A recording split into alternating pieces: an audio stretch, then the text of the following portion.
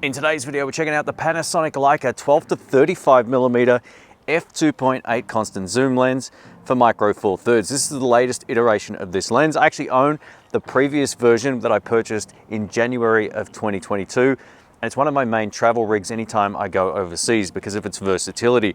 We're going to talk about what's been upgraded compared with version 2 on this new Leica version and whether or not it's a worthwhile upgrade. Before we get into it, a huge thank you to Panasonic for the loan of this lens. I don't get to keep it, nor has any money changed hands. All thoughts about this lens will be my own, and I'll give you my thoughts about it at the end of the video and of course throughout it. Let's get into it. This 30-second sample reel was shot using the GH6 and Panasonic Leica 12-35mm f2.8 at 2.8. This was all shot in 4K, shooting with the natural picture profile.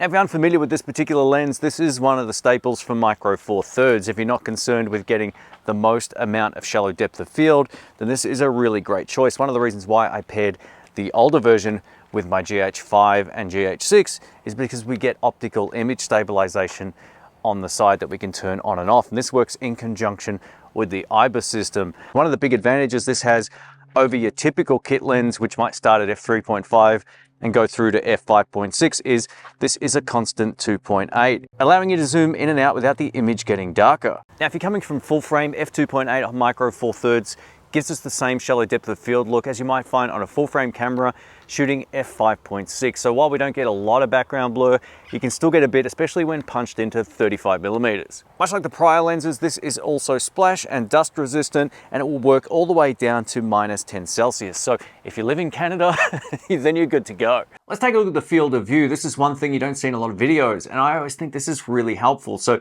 going to show you the lens at 12mm, and we can take a look at the overall field of view.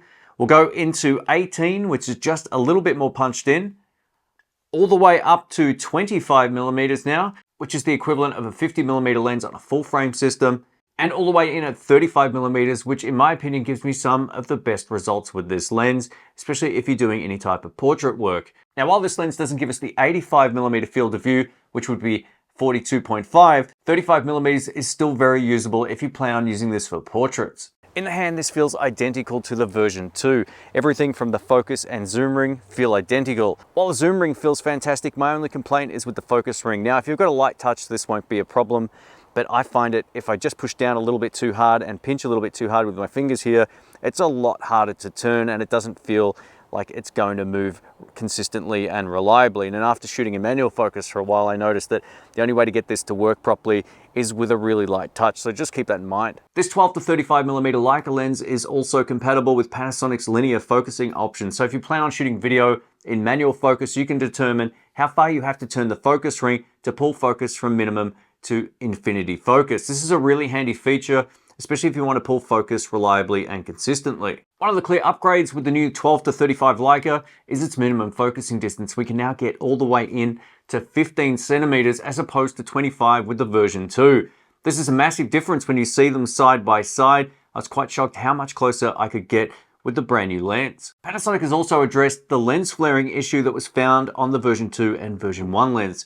So this has been drastically improved, and it also handles a backlit situation so much better, giving us far more contrast. So I was able to get a much better image out of the 12-35mm Leica, either backlit or shooting towards direct sunlight when compared to my version 2. So if that's important to you, this is definitely an upgrade. Is it perfect? No, I still did see some lens flaring, but I would see that on any lens in some of these type of situations. But it's a big improvement over my version 2. Let's talk about the autofocus performance. Now, this was really interesting. I ran a few tests back to back, and I noticed that the 12-35mm Leica outperformed my version 2. I contacted Panasonic and they said they had exactly the same autofocus motors within them. So technically, they're both the same, although for whatever reason, I had better performance and less pulsing with the new lens when compared to the original. But again, that could just be down to Panasonic's DFD technology. I also shot some photos, both portraits and just some moving subjects with Rhiannon here, and I was able to get some images that had some exceptional 3D pop. And of course, the autofocus in photo mode worked great whether I was shooting single shot or in burst mode. Here's a great example of what I would consider to be great 3D pop. The subject's lit just right from natural lighting, and it looks really great to my eye. Let us know what you think. As I mentioned at the start, the 12-35 is part of my travel rig. It's my one and done lens when shooting micro four thirds. Now the GH6 has one of the best IBIS or in-body image stabilization systems I've ever seen in any camera ever. It's fantastic, and if you pair it with either the version 2 or this brand new Panasonic Leica lens, you're going to get excellent stabilization. Let's take a look. I've shot all of this footage in Vlog with dynamic range boost on. This is all done handheld in mixed and challenging lighting conditions, and then I added a LUT and some artistic creativity, or at least I hope so.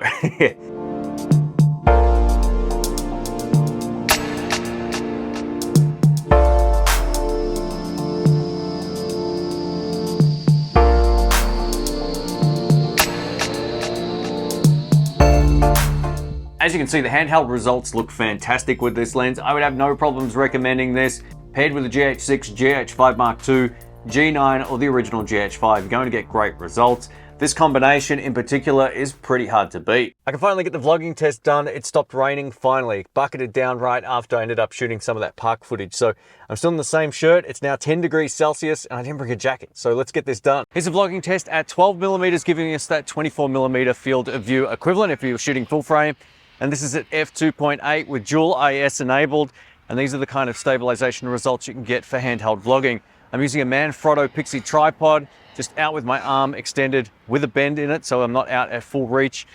And these are the kind of results you can get. I love the stabilization system in the GH6. And as you walk with this lens, it starts to accommodate for your footsteps. So it gets incrementally smoother. Even though I can see the camera shaking, it should look pretty great. Now this 12-35mm f2.8 might not be a lot of people's first choice when it comes to low light, but it performed beautifully when paired with the GH6. If you're shooting video on this camera, or if you have a GH5S, you're going to get some really solid results, as you can see from the samples on screen.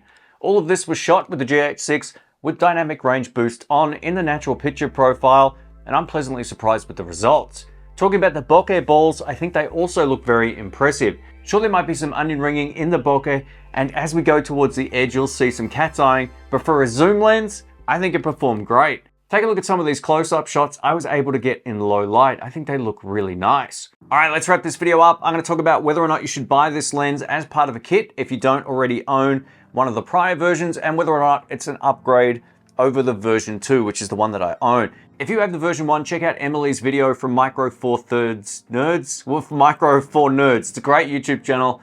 I'll link it up in the cards. You can check out her video after mine. But this is a great lens. If you're just getting into Micro Four Thirds or you're buying a GH6 and this is part of a kit, definitely get the Leica. It handles those lens flares a lot better. And if you shoot a lot of macro stuff, this lens performed far better than my version 2. But in every other scenario, or if lens flaring isn't an issue, I don't think it's a massive upgrade over the original unless you're shooting in those situations a lot. Image quality wise, it's great. It seems to have a little bit better contrast in certain shooting scenarios, but that's something that I could just add back in post with the old lens. So I don't think I'll be buying this, but it's a great lens if you're thinking about getting into the system and you want a one and done travel lens with some of the best stabilization you're going to find. Pair this with a GH6 and you can walk around like this like it's almost on a gimbal. It's fantastic. Thanks for watching. Catch you soon. See ya.